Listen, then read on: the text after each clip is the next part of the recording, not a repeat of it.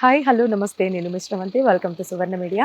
Present మనం ఎక్కడున్నామంటే సీతారాంబాగ్ ఆలయం దగ్గర ఉన్నాం. ఇది 200 సంవత్సరాల క్రితం నాటిది. అంటే నిజాం రాజుల కాలం అప్పుడు నిర్మించబడింది అనమాట.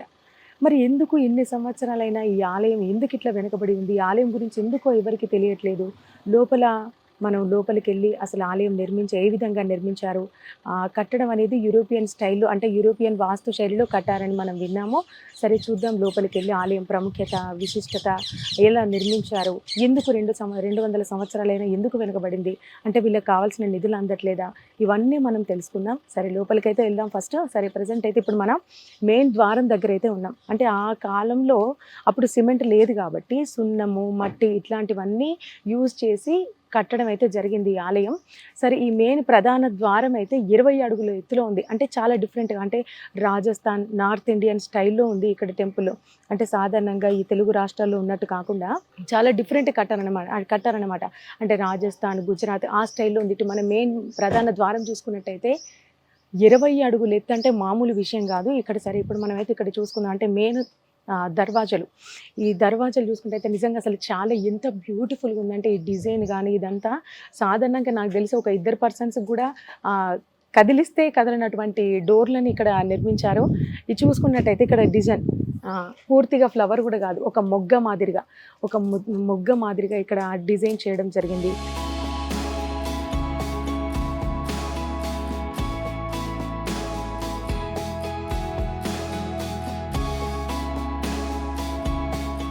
సరే ఇప్పుడైతే ఇక్కడ ఒక భక్తుడు వచ్చారు. వాళ్ళేమంటున్నారంటే 200 కాదు 300 సంవత్సరాలని చెప్తున్నారు. అంటే వాస్తవానికి పూర్తి ఆధారాలైతే ఉన్నాయో లేవో కూడా మనకు క్లారిటీ లేదు. చూద్దాం మరి 300 సంవత్సరాలు అంటున్నారు. అంటే 300 సంవత్సరాలైనా కూడా ఈ టెంపుల్ ఇంకా అట్లనే ఉంది. అంటే దీన్ని ఎటువంటివి చిన్న చిన్న మార్పులైతే కూడా మనకు కనిపించట్లేదు. పూర్తిగా ఆ కాలంలో ఉన్నట్టు మనకు అనిపిస్తుంది ఇక్కడికి వచ్చిన తర్వాత. ఇట్లా అంటే ఒక పువ్వులాగా కాకుండా ఒక మొగ్గలాగా డిజైన్ చేసారు. ఇటు లోపల పైన చూసుకున్నా కూడా కంప్లీట్ ఫుల్ డిజైన్ ఆ కాలంలోనే ఫుల్ డిజైన్ అసలు కంప్లీట్ స్టోన్ అండి. స్టోను, సున్నం, మట్టి ఇవన్నిటితో మిక్స్ చేసి వాటితో కలిపి కట్టిన నిర్మాణం అన్నమాట ఇది.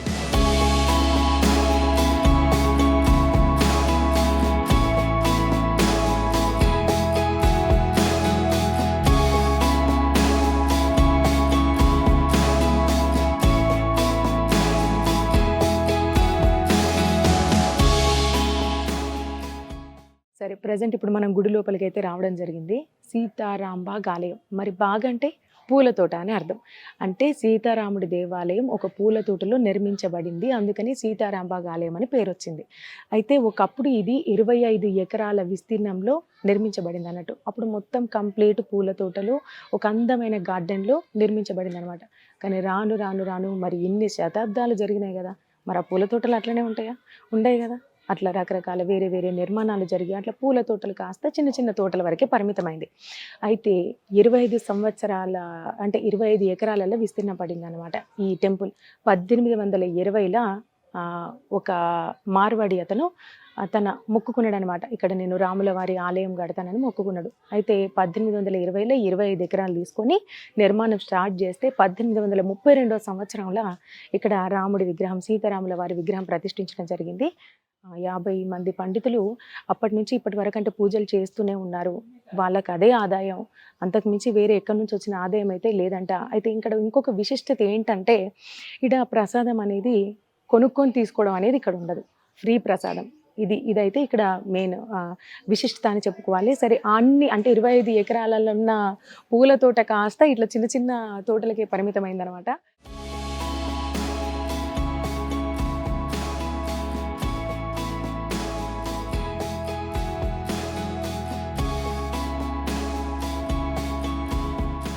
సరే ఇప్పుడు ఆలయం చుట్టుపక్కల మనం గమనించినట్టయితే చిన్న చిన్న గదులు ఉన్నామన్నమాట. అంటే 50 మంది పండితులు ఇక్కడున్న గుళ్ళల్లో అంటే ఇక్కడున్న దేవుళ్ళకి పూజలు చేసే వాళ్ళనమాట. అయితే ఈ 50 మంది పండితులు ఇక్కడ ఉండడానికి అంటే వాళ్ళకు కనీస సౌకర్యాలు అంటే వాళ్ళు ఉండడానికి నివాస గదులు కూడా అంటే ఈ టెంపుల్ సరౌండింగ్స్‌లోనే నిర్మించబడడం జరిగిందనమాట.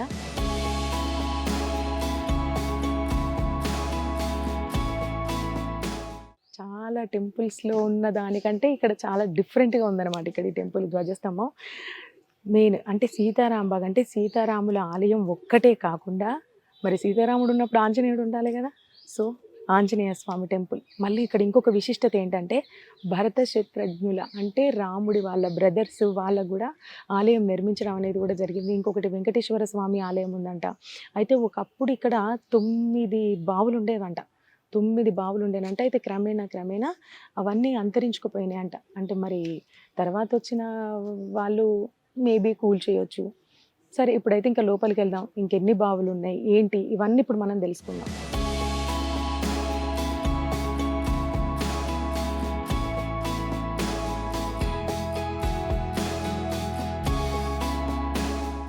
సరే ఇప్పుడు మనం సీతారాంబాగ్ ఆలయ ప్రాంగణంలో ఉన్నాము. ఒకప్పుడు 9 బావులు ఉండేవంట. ఇది మనం విన్నాం కదా.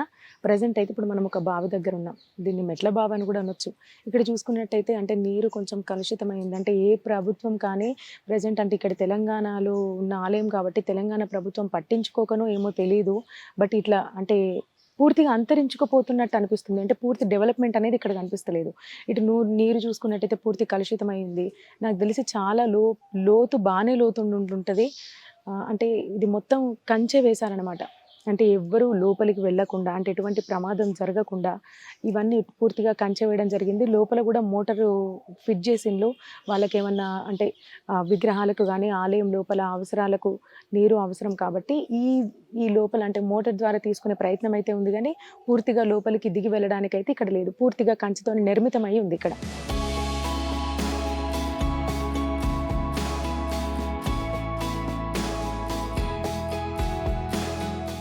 ఇప్పుడు టెంపుల్ ఆలయ ప్రాంగణంలో చుట్టూ గదులున్నాయని మనం ఇందాక చెప్పుకున్నాం గదా. అక్కడ పండితులు స్టే చేస్తున్నారని మనం అనుకున్నాం గదా. అయితే యాక్చువల్‌గా ఈ గదులు ఏందంటే పండితుల కోసం గాదు.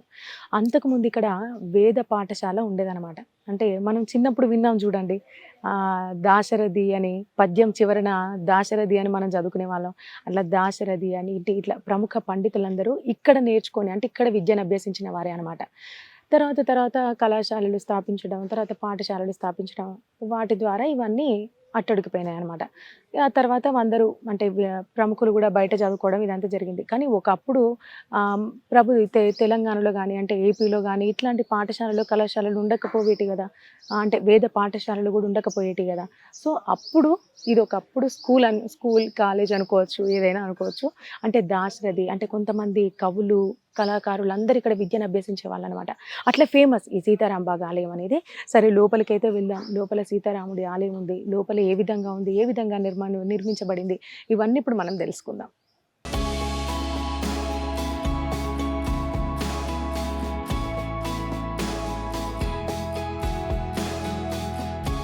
ఇప్పుడు ఆలయం చుట్టుపక్కల మనం ఉన్న గదులను గమనించినట్టయితే చాలా చిన్న చిన్న గదులండి. చిన్న చిన్న గదులు, చిన్న చిన్న ద్వారాలు, ఆ పక్కనే చిన్న చిన్న మెట్లు. ఇక్కడ మనం చూసుకున్నట్టయితే చిన్న చిన్న మెట్లు. అంటే అప్పుడు ఎందుకు అంటే ఒక వేద పాఠశాల అంటే ఇక్కడ మనం చూసుకున్నట్టయితే ఇంత చిన్న గదిలో అంతమంది విద్యార్థులు ఎట్లా పట్టేవాళ్ళో మరి. అసలంటే నాకు తెలిసి ఆలయ ప్రాంగణంలో అంటే పూల తోటల మధ్యలోనే వేద పాఠశాల అంటే వేదాలు చెప్పడం అదంతా జరిగి ఉండేనేమో. ఈ చిన్న చిన్న గదులు అంటే ఎందుకు నిర్మించబడినవనైతే ఇప్పటివరకైతే మనకు రీజన్ తెలీదు. కాకపోతే మనం ఇక్కడ కట్టడం గనుక మనం గమనించినట్టయితే పూర్తి రాయి కంప్లీట్ స్టోన్‌తోనే నిర్మితమైందండి. కాకపోతే వీళ్ళు పెయింట్స్ అవన్నీ ఎయడం వల్ల అది పూర్తి స్టోన్ అని మనకు అర్థం కావట్లేదు. సరే లోపలికైతే ఎళ్దాం. లోపలికెళ్ళి ఇంకా చూద్దాం ఆలయం ఏ విధంగా ఉందనేది. రండి.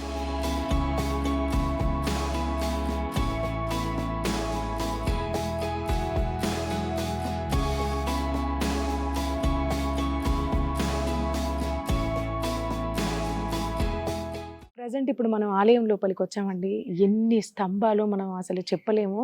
చాలా డిఫరెంట్‌గా, చాలా స్పేషియస్‌గా, చాలా ప్రశాంతంగా అనిపిస్తుంది నిజంగా ఇక్కడ ఈ టెంపుల్‌కొచ్చిన తర్వాత. సరే ఇప్పుడు మనం ఇక్కడ చూసుకున్నట్టయితే ఏకాదశి అప్పుడు దేవుడి విగ్రహాలను ఇక్కడికి తీసుకొచ్చి ఇక్కడ పూజలు చేయడం అయితే ఇక్కడ జరుగుతుంది. అందుకోసం కట్టిన ప్లేస్ అనమాట ఇది. వట్టెప్పుడు కామన్‌గా అంటే చాలా ప్రశాంతంగా అంటే ఇట్లా అంటే ఎటువంటి ఆడంబరాలు లేకుండా ఈ టెంపుల్ మనకు కనిపించిన బట్ శ్రీరామనవమి అప్పుడు మాత్రం 8 రోజుల పాటు చాలా అంగరంగ వైభవంగా ఇక్కడ ఉత్సవాలు జరుగుతాయంట. ఇక్కడ మనం చూసుకున్నట్టయితే ఉత్సవ విగ్రహాలు కూడా మనకి ఇక్కడ కనిపిస్తున్నాయి. అంటే ఓన్లీ ఇప్పుడు ప్రజెంట్ మనం చూసుకున్నట్టయితే అంటే ఆలయం గురించి ఎవరికి ఎక్కువ తెలియదు కాబట్టి ఇక్కడికి అంటే పెద్ద జనాభా అయితే ఇక్కడ మనకు కనిపించట్లేదు. అంటే భక్తులు ఎక్కువ కనిపించట్లేదు. ఎవరో తెలిసిన వాళ్ళు మాత్రమే రేరుగా వచ్చి ఇక్కడ దర్శనం చేసుకోవడం జరుగుతుంది. బట్ శ్రీరామనవమి టైంలో అంటే 8 రోజుల పాటు చాలా అంగరంగ వైభవంగా ఇక్కడ ఉత్సవాలు జరిగినప్పుడు మాత్రం చాలా మంది భక్తులు ఇక్కడికి వచ్చి దర్శనం అయితే చేసుకుంటారు. సరే ఇంకా లోపలికి వెళ్దాం. ఇంకా ఇంకా లోపల ఏ విధంగా ఉంది, కట్టడాలు ఏ విధంగా ఉన్నాయి, దేవుడిని దర్శనం చేసుకోవడం కాడ నుంచి మనం అన్ని ఇప్పుడు చూద్దాం.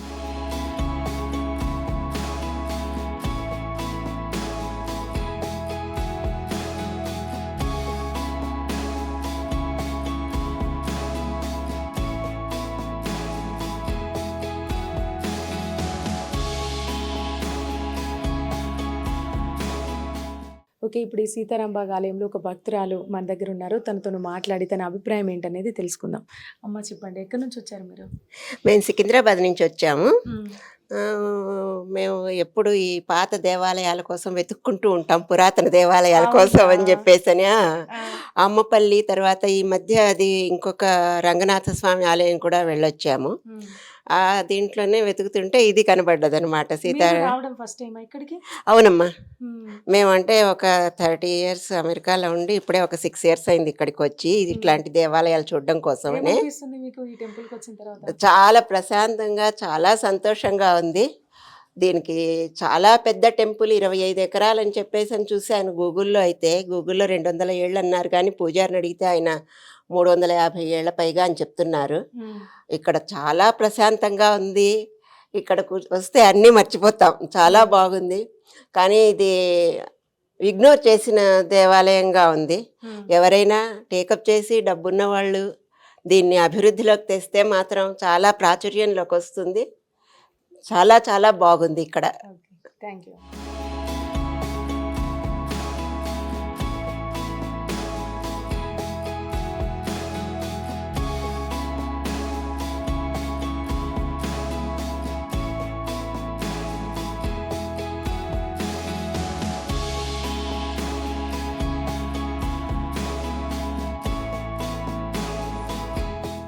ఇప్పుడు మనం ఇక్కడ చూసుకున్నట్టయితే కళ్యాణ మండపం దగ్గర మనం కూర్చున్నామండి. అంటే శ్రీరామనవమి అప్పుడు కానీ చిన్న అకేషన్స్, ఏకాదశి ఇట్లాంటి వాటి ప్రత్యేకమైన రోజులప్పుడు ఇక్కడ కళ్యాణం నిర్వహిస్తారు. ఆ కళ్యాణ మండపం అనమాట ఇది. మెయిన్ ఈ టెంపుల్లో చూసుకోవాల్సింది ఎక్కువ ఏంటంటే ఎక్కడ చూసిన దర్వాజలు అతి భారీ కట్టడాలతో ఇక్కడ నిర్మించబడడం జరిగింది.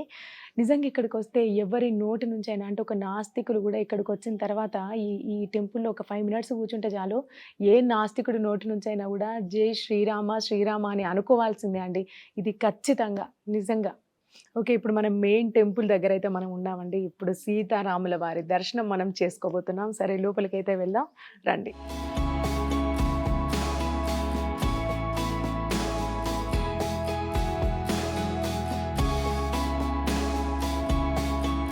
ఇప్పుడైతే మనం గుడి లోపలికి అయితే వచ్చాం, మెయిన్ సీతారాముల వారి ఆలయంలోకి.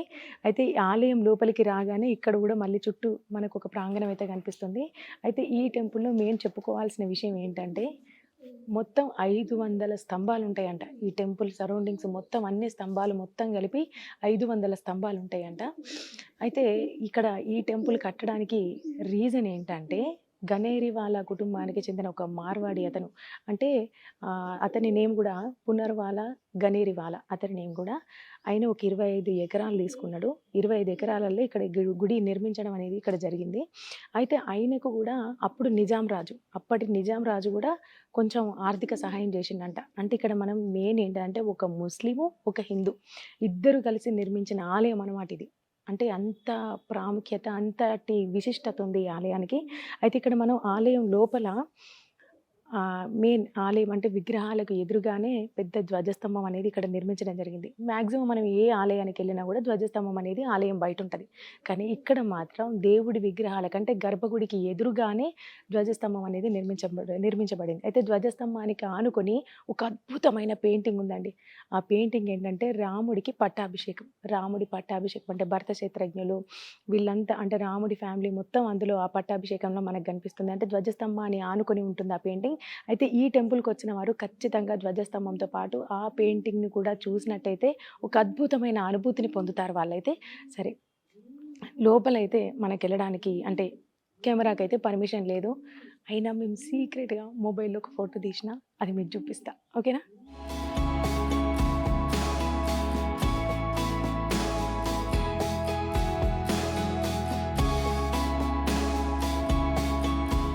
సీతారాముల ఆలయం లోపలికైతే మనం వెళ్ళబోతున్నాం. ఇక్కడ చూసుకున్నట్టయితే మళ్ళీ మెయిన్ దర్వాజా అసలు ఎంత అద్భుతంగా ఎంత చక్కగా డిజైన్ చేయబడిందండి. అంటే ఆ కాలంలో కూడా ఇక్కడ చూడండి అసలు డిఫరెంట్గా చిన్న చిన్న పువ్వులతోని అంటే కంప్లీట్ స్టోన్ అనమాట. కంప్లీట్ స్టోన్కి ఇట్లా కలర్స్ అనేది వేయడం జరిగింది. చిన్న చిన్న స్టోన్స్ డిఫరెంట్ డిజైన్స్ మొత్తం పువ్వులతోనే చాలా చక్కగా డిజైన్ చేయబడింది. ఇక్కడ చూసుకున్నట్టయితే ఫ్లవర్ వాజ్ లాగా చిన్న ఆకులు, పూల కుండి, ఇట్లా పువ్వులు, ఆకులు చిన్నగా అంటే ఆ కాలంలో ఆర్కిటెక్చర్ ఇంత చక్కగా డిజైన్ చేశాడు అంటే 300 సంవత్సరాలైనా కూడా ఇది చెక్కు చెదరకుండా ఎంత అందంగా అసలు ఎంత చక్కగా ఉందో ఇక్కడ మనం గమనించవచ్చు.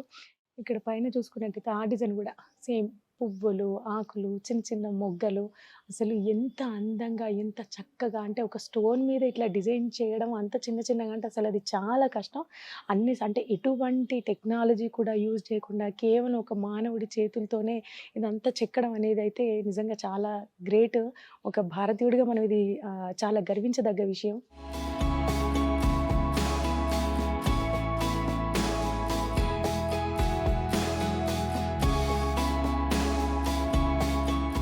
సీతారాముల ఆలయాన్ని ఆలుకునే ఇక్కడ గోదాదేవి ఆలయం కుడివైపున, ఎడమ వైపున వరదరాజస్వామి ఆలయం అయితే మనం చూస్తున్నాం. ఈ ఆలయం ముఖ్య ప్రసిద్ధి ఏంటంటే మొత్తం ఎక్కడ చూసినా స్తంభాలు, పెద్ద దర్వాజాలు అయితే ఇక్కడ మనకు కనిపిస్తున్నాయి.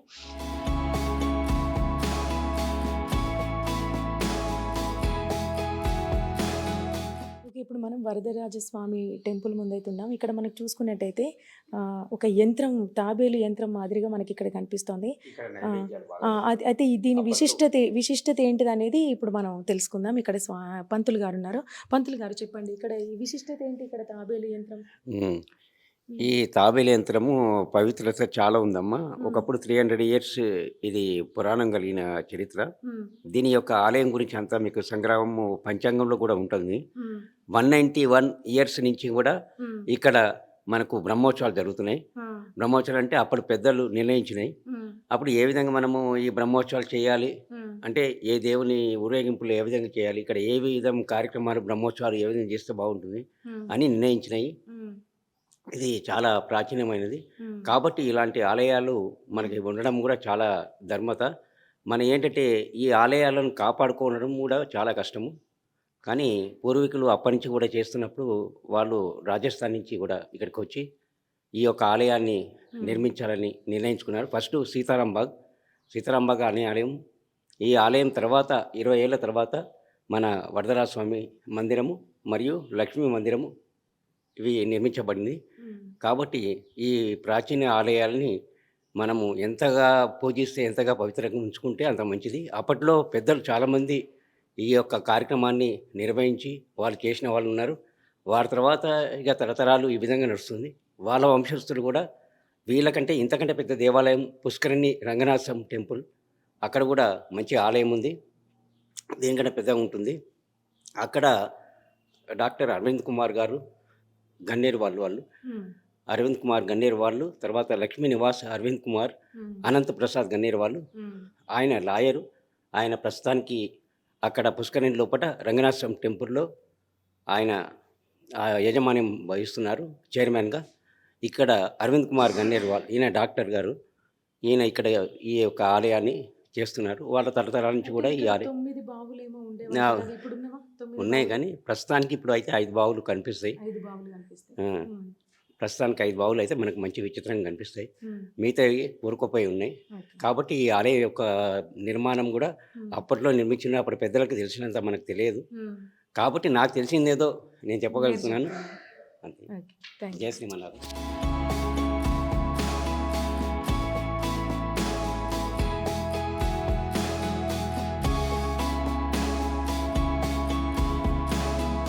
ఇప్పుడు మనం చూసుకున్నట్టయితే వరదరాజస్వామి ఆలయం వెనుక భాగంలో మనం ఉన్నామండి. ఇక్కడ చూసుకున్నట్టయితే మనం స్టోన్‌తోని చేసిందని చెప్పుకున్నాం కదా! అయితే కొన్ని స్తంభాల వరకైతే పెయింట్ ఏశారు. కొన్నిటి వాటిని మాత్రం అలాగే వదిలేయడం జరిగింది. ఇక్కడ చూసుకున్నట్టయితే వెంకటేశుడి నామాలైతే ఇక్కడ మనం గమనించవచ్చు. పూర్తి గోపురం గనుక చూసుకున్నట్టయితే అంటే అక్కడ ఎటువంటి పునర్నిర్మాణం అయితే అక్కడ జరగలేదు. మొత్తం అంటే కనీసం వాటికి పెయింట్ ఏయడమా, లేదంటే వాటిని ఏదో రకంగా కొంచెం డెవలప్ చేద్దామనేదైతే ఇక్కడ కనిపిస్తలేదు. అప్పటి నుంచి ఇప్పటి వరకు స్టిల్ కూడా అదే నిర్మాణం అయితే మనకు కనిపిస్తోంది.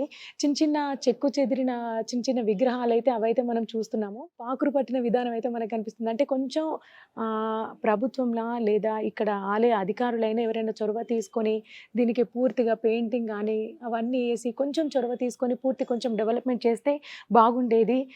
నిజంగా అంటే ప్రతి ఒక్కరూ ఈ ఆలయాన్ని దర్శించుకోవాలండి. అంటే చాలా పీస్ఫుల్గా, చాలా ప్రశాంతంగా, ఎంతో చక్కగా అనిపిస్తోంది. ఇక్కడ చూసుకున్నట్టయితే మరి ఇంకొక దర్వాజా సేమ్ మొత్తం లాక్ అయితే వేశారు. ఈ లోపల ఏముందనేది అయితే మనకు తెలీదు. ఇక్కడ ఉన్న పండితులతో కూడా మనం మాట్లాడినా వాళ్ళు ఏమంటున్నారంటే ఇది కొన్ని వందల సంవత్సరాల నాటిది కదండి, మేమేం వేరే చెప్పి తప్పు చెప్పలేము, మాకైతే పూర్తిగా ఈ ఆలయం గురించి అయితే మాకు తెలియదనే చెప్తున్నారు వాళ్ళు కూడా. ఇక్కడ సేమ్ మళ్ళీ పెద్ద దర్వాజా ఉంది. వాటిని కూడా చిన్న డిజైన్ చేసి ఇక్కడ చూసుకున్నట్టయితే చిన్న దర్వాజా వీటికి మొత్తం కంప్లీట్ కంచె వేయడం కూడా మనం గమనిస్తున్నాం. ఈ చిన్నవి అంటే ఇవి దీపాల కోసం. ఇవి ఇక్కడ చూసుకున్నట్టయితే ఇవి దీపాల కోసం ఇంకా కట్టించడం జరిగిందనమాట. అంటే గాలి వాన వేటికి కూడా పోకుండా వెలుతురు కోసం ఇవి కేవలం దీపం పెట్టుకోవడానికి మాత్రమే అవి కట్టించడం అయితే మనం గమనించవచ్చు. ఈ లోపల మళ్ళీ మొత్తం చిన్న గదులు సేమ్ మళ్ళీ ఇక్కడ దీపాలు ఇవన్నీ మనం గమనించవచ్చు. సరే ఇక్కడికైతే లోపలికి వెళ్దాం. లోపలికి వెళ్ళి ఏముందనేది చూద్దాం రండి.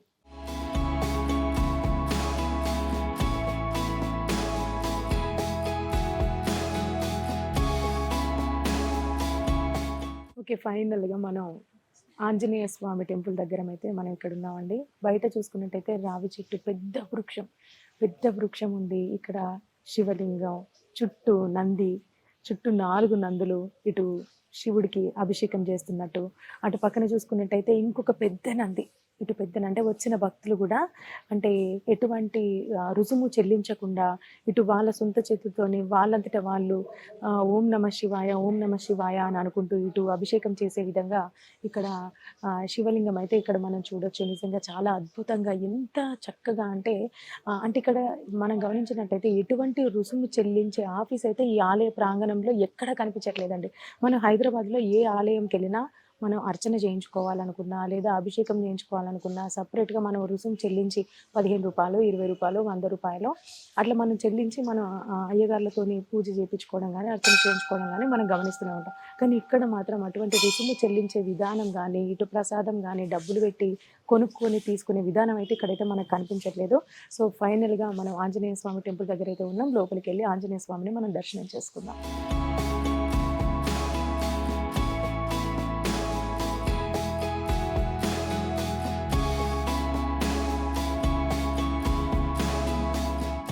సో ఫైనల్గా సీతారాంబాగ్ ఆలయానికి ఒక 10 అడుగుల దూరంలో శివుడి ఆలయం ఉందండి. మరి ఆ రాముడు కూడా శివుడిని ప్రతిష్ఠించాడు, శివుడి విగ్రహాన్ని ప్రతిష్ఠించాడు, శివలింగాన్ని ప్రతిష్ఠించి అభిషేకం చేశాడు రావణ హత్య పాపం పోవడానికి. సో ఇవన్నీ ఉన్నాయి కాబట్టి సీతారాముల అమ్మవారికి 10 అడుగుల దూరంలోనే శివాలయం నిర్మించడం అయితే జరిగింది. ఇక్కడ చూసుకున్నట్టయితే శివలింగం ఎదురుగా నంది, నిజంగా అసలు ఎంత చక్కగా ఇంత దగ్గర నుంచి అసలు నిజంగా ఏ ఆలయానికి కూడా ఇంత దగ్గర నుంచి మనకు అలో చేయరు. ఇంత దగ్గర నుంచి మన ఓన్ చేతులతోని మనం అభిషేకం చేయడానికి కూడా ఫీజు చెల్లించడం కానీ రుసుము తీసుకోవడం కానీ ఇవన్నీ చాలా ఉంటాయి. బట్ ఇక్కడ మాత్రం అట్లాంటివి ఏమీ లేవు. మనం ఓం నమ శివాయ అనుకుంటూ మన చేతులతో మనం ఈ చక్కగా అభిషేకం చేసుకోవచ్చు. ఆ శివుడికి మనం చక్కగా కూర్చొని సో ఈ విధంగా ఇంత ఇంత ప్రాముఖ్యత ఉందండి ఇక్కడ సీతారాం బాగ్ ఆలయానికి. ఇంత ప్రాముఖ్యత ఉన్నా కూడా, అంటే ఇన్ని వందల సంవత్సరాల నాటి కిందటిదైనా కూడా ఈ ఆలయం గురించి ఎవ్వరికీ, అంటే దాదాపు చాలా మందికి తెలియకపోవడం నిజంగా అది చాలా బాధపడే విషయం అని మనం చెప్పుకోవాలి. సరే చూద్దాం, ఇంకా అక్కడ గోశాల ఉంది, ఆ గోశాలకి వెళ్ళి అక్కడ కూడా మనం చూపిద్దాం మీకోసం, రండి.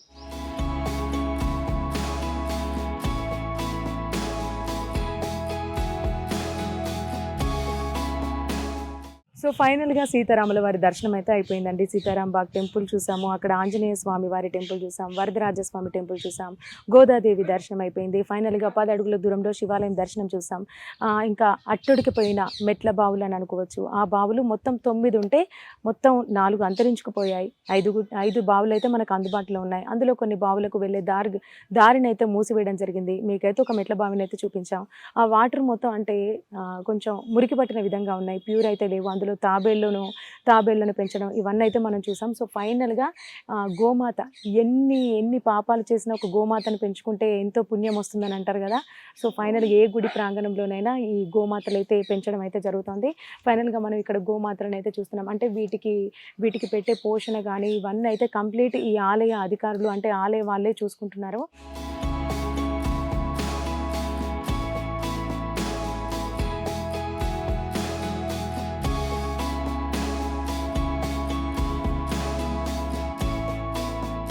సో ఫైనల్‌గా ఇదండి. మొత్తానికి రాముల వారి దర్శనం అయితే అయిపోయింది. రాముల వారి దర్శనంతో పాటు ఆంజనేయ స్వామి దర్శనం, గోవిందరాజస్వామి దర్శనం, లక్ష్మీదేవి దర్శనం, అటు 10 అడుగుల దూరంలో ఉన్న శివుడి దర్శనం అయితే మనం చేసుకున్నాం. సో రాముడికి, అక్కడ అయోధ్యలో ఉన్న రాముడి టెంపుల్‌కి వెళ్ళలేని వాళ్ళు, అక్కడి వరకు మేము వెళ్ళలేము, మాకు ఫినాన్షియల్‌గా మేము వెళ్ళలేము, ఫిజికల్‌గా మేము వెళ్ళలేము అని అనుకునే వాళ్ళు మాత్రం హైదరాబాద్‌లో ఉన్న సీతారాం బాగ్ ఆలయానికి వచ్చి ఆ శ్రీరాముని దర్శనం చేసుకోండి. కొన్ని వందల ఏళ్ల నాటిది, వందల ఏళ్ల కిందట ప్రతిష్ఠించబడిన ఆలయం, వందల ఏళ్ల కిందట నిర్మించబడిన ఆలయం, 25 ఎకరాల విస్తీర్ణంలో నిర్మించబడిందండి. చుట్టూ ఎంతో పచ్చటి ప్రకృతి, ఎంతో రకరకాల పూల మధ్యలో నిర్మించబడిన ఆలయం అండి ఇది. సో ఇంత వెనుకబడడానికి కారణం ఏంటంటే ప్రభుత్వం చొరవ తీసుకుపోవడమే అని మనం అనుకోవచ్చు. ముఖ్యంగా ఈ ఆలయంలో మనం గమనించినట్టయితే పండితులు కూడా, తెలుగు పండితులు చాలా తక్కువ మంది అండి. కంప్లీట్ నార్త్ సైడ్ వాళ్ళు పండితులు ఎక్కువగా ఇక్కడ ఉన్నారు. వాళ్ళ పునరావాసాలు కూడా ఇక్కడనే ఉన్నాయి. మొత్తం 50 మంది పండితులు ఈ ఆలయంలో వాళ్ళు పూజలు నిర్వహిస్తారంట. ఏకాదశి అప్పుడు, అంటే ఇట్లా స్పెషల్‌గా ప్రాముఖ్యత ఉన్న రోజుల్లో ఇక్కడ ఉత్సవ విగ్రహాలను తీసుకొచ్చి కళ్యాణ మండపంలో ప్రతిష్ఠించి అక్కడ పూజలు చేయడం అయితే జరుగుతోంది. నెక్స్ట్ అయోధ్యలో రాముడి విగ్రహ ప్రతిష్టాపన రోజు కూడా సీతారాముల వారి విగ్రహాలను కళ్యాణ మండపంలో పెట్టి ప్రతిష్ఠించడం, ఉత్సవాలు చేయడం కూడా జరుగుతుంది. ఇంకా కంప్లీట్ శ్రీరామనవమి అప్పుడు మాత్రం 8 రోజుల పాటు అంగరంగ వైభవంగా ఉత్సవాలు చేస్తారంట. సో ఇదండి సీతారాం బాగ్ టెంపుల్.